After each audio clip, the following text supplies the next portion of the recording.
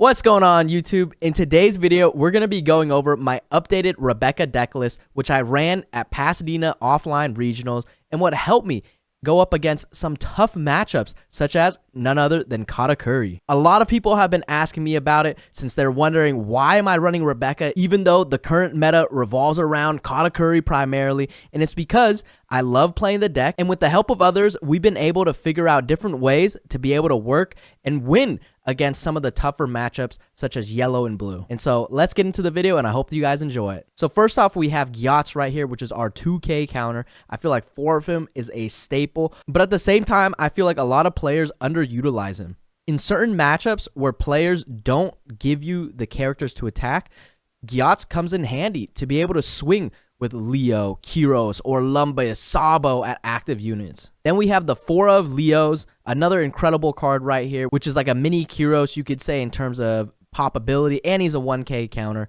so I feel like that's a standard. I've seen some people run 3 of them, but I have been liking 4. We then have the 3 Rebecca searchers, which some people say is a little bit crazy. They want to maximize their searchability and being able to go through their deck, but I thought 3 was nice, and the reason being is because we actually will be able to set up our searches with Doflamingo right here, the 3-cost blocker Dofi, which we run 3 of. Super cool to tech it in. You play it, you set up what cards you'll be seeing on not only your searches, but also on your mills, so it's not just a blind mill anymore. When you play Kyros, when you use Orlumbus ability, for example, you're not just trashing cards unknowingly. 4 of Bartos, which is our blockers. That's also going to be pairing well with our Sabo, so 8 blockers in total. We then have 2 Tashigis. I really like Tashigi over the Suru, which I've seen some other people run. Tashigi really comes in handy to be able to swing at opponents and becomes like a pseudo blocker of sorts. Suru, 2K counter, but also can't really attack and becomes a little bit dead on the field. 4 of Kyros and 4 of Orlumbus. That's a staple. And 4 of Sabo. If anybody's running less of that, I don't know what they're doing. They're crazy. And then we're teching in the 2 Garps right here, which helps us go up against bigger bodies and also becomes a target for your opponent to attack instead of your life. So I really find Garp to be useful when paired with Orlumbus or even the 10-cost Kuzan, which we include into the deck. For Luffy's, that's a standard, even though I feel like some people run 3 of them. I do like running 4 as it is a very strong weapon and helps me replenish my deck because I'm constantly going through it. Next up are going to be the King Kong guns, which is, I feel like, a big topic of debate for Rebecca decks.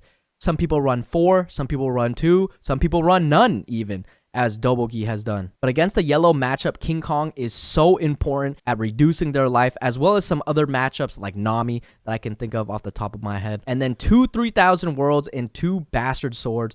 These 2 cards right here also help with removing the bigger bodies or bodies that you can't necessarily reduce because you don't draw into the Orlumbus or you don't draw into the Tashigi. When you don't have these cost reducers, the 3,000 Worlds and the Trueno Bastardo really help at removing, which is essentially what we're doing here. I am constantly removing my opponent's field until I'm able to set up my board and then swing for game, all in about 1 to 2 turns. And then finally, 3 Colosseums, not 2, not 4. I felt like 3 is a solid number, even though, as some people know, I never really pull into them. I always have the bad luck of not drawing my Colosseum. But either way, I felt like 3 is a solid number, and it's my lucky number. Overall, I really like how the deck runs. It's so much fun playing, and let's get into the matchup that I had at Pasadena Regionals where I faced against Law, and it was an absolute shutout. Overall, I love playing Rebecca, and I feel as though the deck runs pretty smooth. I've always loved running black since I first began playing,